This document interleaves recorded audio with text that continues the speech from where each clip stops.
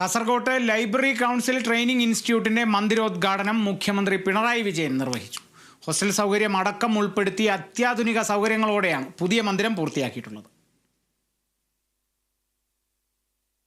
പുസ്തക വിതരണം മാത്രമല്ല, അനൌദ്യോഗിക സർവകലാശാലയുടെ റോളാണ് ലൈബ്രറികൾക്കെന്ന് മുഖ്യമന്ത്രി പറഞ്ഞു. അറിവിന്റെ കൊടുക്കൽ വാങ്ങലുകളിൽ സർവകലാശാലകൾ തമ്മിലുള്ള സഹകരണം വർദ്ധിപ്പിക്കണം.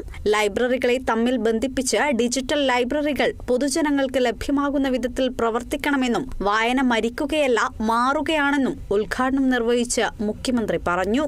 10,000-ഓളം എഫിലിയേറ്റഡ് ലൈബ്രറികൾ പ്രവർത്തിക്കുന്ന ഒരു സംസ്ഥാനമാണ് കേരളം. ഇത്രയും ചെറിയൊരു പ്രദേശത്ത് ഇത്രയധികം ഗ്രന്ഥശാലകൾ പ്രവർത്തിക്കുന്നവരിടം ലോകമാകെ പരിശോധിച്ചാൽ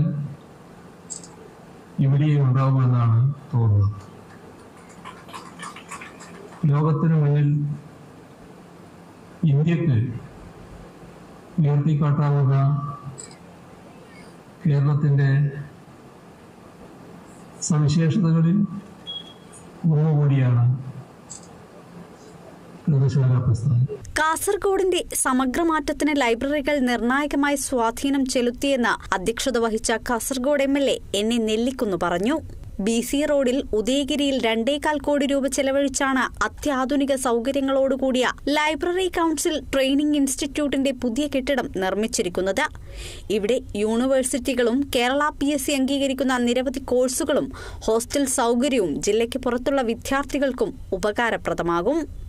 കേരള വിഷൻ ന്യൂസ്, കാസർഗോഡ്.